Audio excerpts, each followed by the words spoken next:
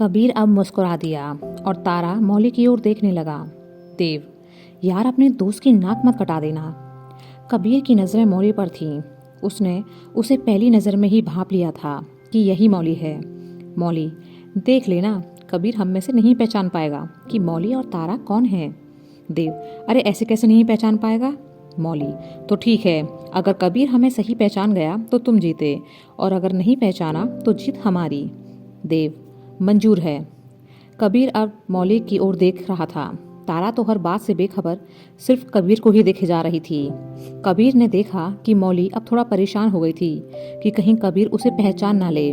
उसने दोनों लड़कियों से नज़र बचाकर इशारों में देव से पूछा कि क्या करे, सही जवाब दे या ना दे। देव ने अब मुस्कुराकर कबीर को इशारा कर दिया कि वह गलत बोल दे। कबीर ने अब तारा की ओर इशारा किया, तुम मौली हो और वो तारा। यह सुनकर तारा जोर से हंसी और देव की ओर मुड़कर बोली, देखा देव, तुम्हारा दोस्त हमें नहीं पहचान पाया, तुम हार गए आज। यह सुनकर देव मुस्कुराता हुआ बोला, ठीक है, आज मैं अपने दोस्त की वजह से हार गया, पर कोई बात नहीं, अगली बार मुझे यह हारने नहीं देगा। तारा अब मौली से हंसकर बोली, यह पुलिस वाला तो फुस निकला। मौली ने अब मुस्कुराते हुए कबीर की ओर देखा। नहीं तारा, कबीर ने जानबूझकर गलत जवाब दिया है। यह सुनकर तारा अब हैरानी से मौली की ओर देखने लगी। देव और कबीर भी मौली की बात पर चौंक गए। मौली, पहली बात, कबीर पुलिस वाला नहीं, आर्मी वाला है, और दूसरी बात, कबीर ने झूठ बोला क्योंकि वो जैसे मुझे देख रहा था, इसकी नज़रों से साफ पता पड़ रहा था कि ये मुझे पहचान चुका है, पर वह नहीं चाहता था कि मैं हार जाऊं, और शायद इसे ऐसा करने के लिए देव ने इशारा किया। कहते हुए मौली अब पीछे मुड़कर देव की ओर देखने लगी। देव हंस पड़ा, कमाल हो तुम, अभी से मेरी तरह आर्मी वाली जासूसी सीख रही हो। सही कहा, मैंने ही कबीर को इशारा किया था गलत जवाब देने के लिए, क्योंकि मैं तुम्हें किसी भी कीमत पर हारने नहीं देना चाहता था। मौली कबीर की ओर मुड़ी, तुम मुझे कैसे पहचान गए।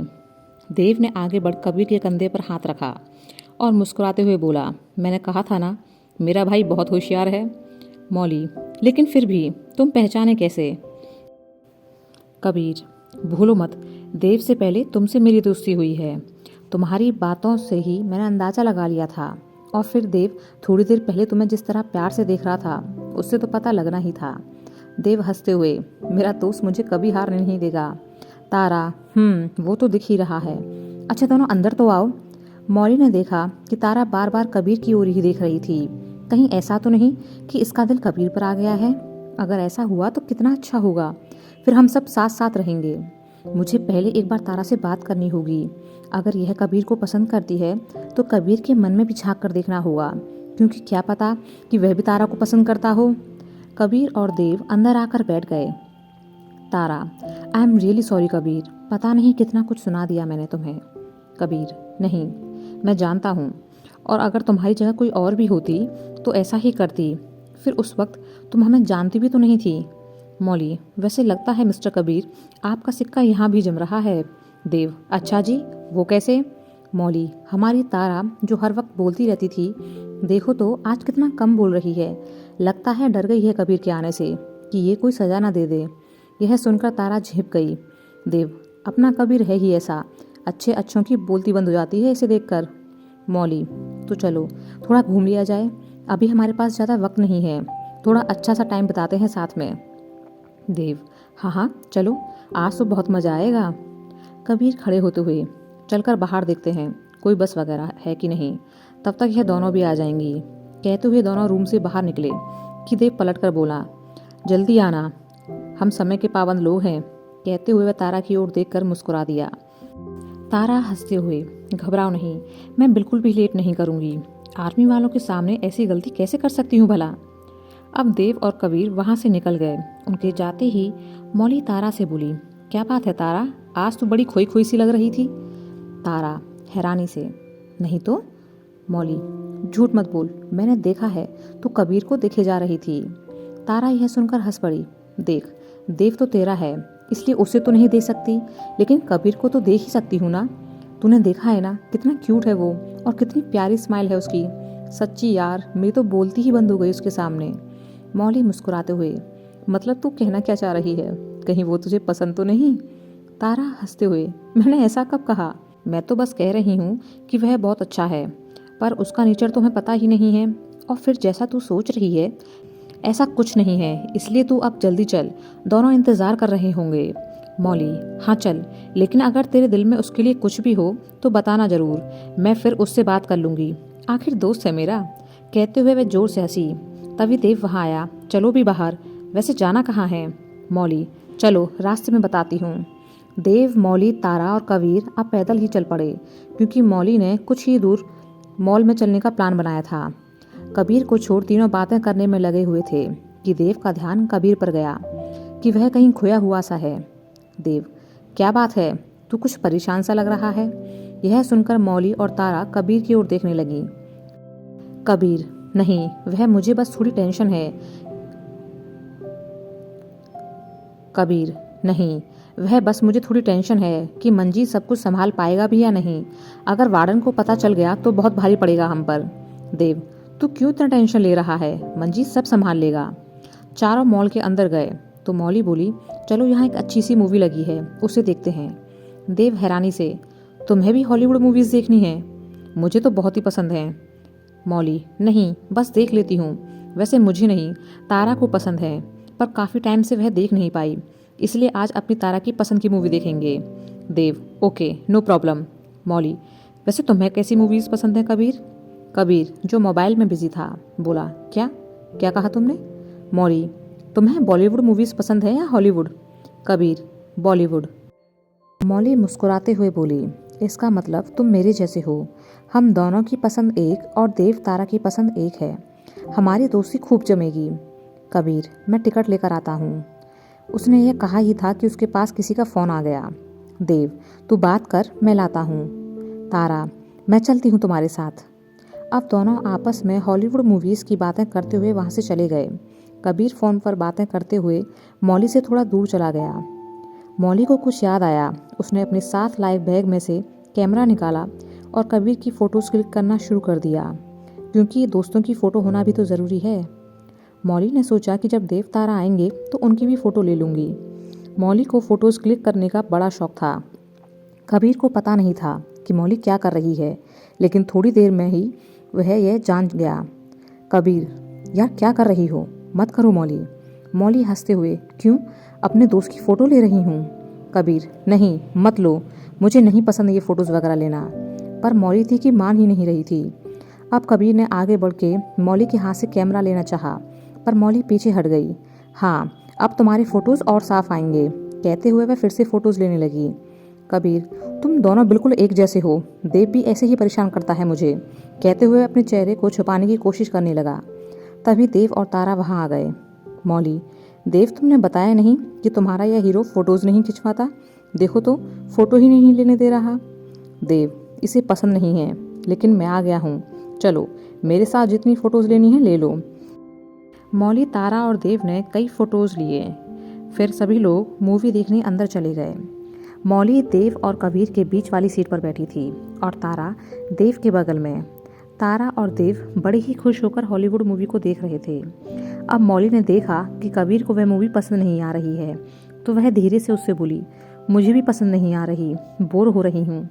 कबीर, मैं भी। मौली ने देव की ओर देखा तो लग रहा था कि वह मूवी को बहुत एंजॉय कर रहा है। वह नहीं चाहती थी कि उसका मज़ा किरकिरा करे, इसलिए देव से उसने कहा कि तुम मूवी देखो, मैं और कबीर बाहर गार्डन में बैठे हैं। दोनों अब उठकर हॉल से बाहर निकल गार्डन में जाकर बैठ गए और उनकी बातों का सिलसिला शुरू हो गया। मौली, तुम दोनों कितने अलग हो ना, मेरा देव कितना शरारती है और तुम कितने गंभीर। कबीर, हाँ, लेकिन बचपन में मैं भी बहुत शरारती था, पर। मौली, पर क्या कबीर? कबीर मुस्कुराते हुए, 16 साल का था जब पापा शहीद हुए, उसके बाद जिम्मेदारी के बोझ तले मेरी सारी शरारतें दब गईं। सही कहते हैं लोग कि इंसान दो ही सूरत में बदलता है, या तो उसे कोई बहुत प्यार करने वाला मिल जाए, या फिर जिससे वह बहुत प्यार करता है वह उससे दूर चला जाए। हम दोनों दोस्त भले ही अलग हैं, पर दिल एक ही है। मौली, ओह, कहीं मैं तुम दोनों दोस्तों के बीच में तो नहीं आ गई ना? कबीर हंसकर, तुम देव का प्यार हो और मैं यार। जब हम दोनों के देव से रिश्ते ही अलग हैं और उसके दिल में भी जगह अलग है, तो तुम भला मेरी जगह कैसे ले सकती हो और मैं तुम्हारी कैसे ले सकता हूँ? वैसे भी हमारे देव का दिल बहुत बड़ा है, उसमें सबके लिए जगह है। कहते हुए कबीर हंसने लगा। मौली मुस्कुराते हुए, एक बात कहूँ? कबीर, कहो। मौली, तुम्हारे चेहरे पर हमेशा एक प्यारी सी मुस्कुराहट रहती है, जो बहुत ही अच्छी बात है। हमेशा ऐसे ही मुस्कुराते रहना। कबीर, जरूर, वैसे तुम भी मुस्कुराते हुए बहुत अच्छी लगती हो। मौली हंसने लगी। तुम ना बहुत क्यूट हो सच्ची। कबीर, तुमसे ज़्यादा नहीं। दोनों ऐसी ही बातें करते रहे। कब समय निकल गया पता ही नहीं चला। अब देव और तारा मूवी देख बाहर निकलकर कबीर और मौली के पास आए। देव, कितनी अच्छी मूवी थी ना? तारा, हाँ, बहुत अच्छी मूवी थी। मौली, कैसी अच्छी मूवी? हम तो बहुत बोर हो रहे थे, इसलिए बाहर आ गए। देव, तुम दोनों एक जैसे हो, बोरिंग। कबीर, तो इसमें बुराई क्या है? वैसे भी हमें तो अपनी हिंदुस्तानी मूवीज़ पसंद हैं। खैर, अब जल्दी चल देव, इन्हें रूम पर छोड़कर हमें निकलना होगा, वरना लेट हो जाएंगे। चारों अब रूम पर पहुंचे। देव, मायूस होकर, क्या यार, इतनी जल्दी टाइम हो गया, अभी तो मैंने ठीक से मौली को देखा तक नहीं। कबीर हंसते हुए बोला, अगर तुम चाहो तो आज रात यहीं रुक जाओ, मैं जाता हूँ, रहो अपनी मौली के साथ। तारा अब एकदम से बोल पड़ी, तुम जाकर क्या करोगे फिर? तुम भी यहीं रुक जाओ ना हमारे पास। यह सुन अब देव मौली जोर से हंस पड़े और कबीर तारा झेप कर रह गए। मौली, चाप ली, वो देव को छेड़ रहा था बस, तुझे ये भी समझ नहीं आया? तारा कुछ कहती उससे पहले ही कबीर बोल पड़ा, चल देव। कबीर अब जैसे ही चलने को हुआ कि मौली ने उसका हाथ पकड़ लिया। रुको। देव मुस्कुराते हुए बोला, क्यों, नहीं जाएं? मौली, तुम हम दोनों दोस्तों के बीच में मत आओ। वह अब कबीर की ओर मुड़ी। तुम कुछ भूल रहे हो कबीर। कबीर अब सोच में पड़ गया कि क्या भूल रहा हूँ मैं। तारों को पता नहीं क्यों, पर मौली का इस तरह कबीर का हाथ पकड़ना अच्छा नहीं लग रहा था। वह माने या ना माने, लेकिन कबीर अब उसके दिल में धीरे धीरे अपनी जगह बना रहा था। मौली ने मुस्कुराते हुए अपने दूसरे हाथ में लगा बैंड दिखाया। भूल गए मैंने क्या कहा था कि जब तुम आओगे तब खुद अपने हाथों से तुम्हें ये बैंड पहनाऊंगी। कहते हुए उसने कबीर के हाथ में वह बैंड पहना दिया। मौली, मैं जानती हूँ कि तुम्हारे दिल में देव जैसी दोस्ती के लिए तो जगह नहीं बना पाऊंगी, लेकिन हमारी दोस्ती की भी तुम्हारे दिल में एक अलग जगह होनी चाहिए, जिसमें ये देव घुसपैठ ना कर पाए। इसकी दोस्ती अलग और मेरी दोस्ती अलग। देव हंसते हुए, मेरे दोस्त के दिल में मेरे जैसी जगह कोई और ले ही नहीं सकता, इसलिए अलग जगह ही सही रहेगी तुम्हारे लिए। क्यों कबीर, सही कहा ना? कबीर मुस्कुरा दिया, बिल्कुल सही कहा। मौली, हाँ जानती हूँ मैं भी। कबीर, इसे उतारना मत कभी, वैसे तुम्हारे हाथ में कितना अच्छा लग रहा है। कबीर, ठीक है, नहीं उतारूंगा। अब चारों रूम से बाहर निकले। देव मौली हाथों में हाथ डाले आपस में बातें करने में मशगूल थे। तारा भी कबीर से बातें करने में लगी हुई थी, पर उसे यह नहीं पता था कि कबीर का ध्यान तो कहीं और ही है। वह मुस्कुराता हुआ देव और मौली को देख रहा था कि कितने खुश हैं दोनों एक साथ। दोनों दोस्त कैंप की ओर निकल पड़े। देव, मौली कैसी लगी? देखा कितनी प्यारी है। कबीर, सही कहा, कुछ तो बात है इस लड़की में। दोनों सबकी नज़रों से बचते बचाते कैंप के अंदर पहुंचे। देव, मंजीत कहाँ है? कबीर कह रहा था कि वार्डन पर नज़र रख रहा है। दोनों कुछ आगे बढ़े ही थे कि किसी ने पीछे से दोनों के कंधे पर हाथ रखा। दोनों की तो जैसी सांसें ही अटक गईं और एक दूसरे को देखने लगे कि अब कौन सी मुसीबत है।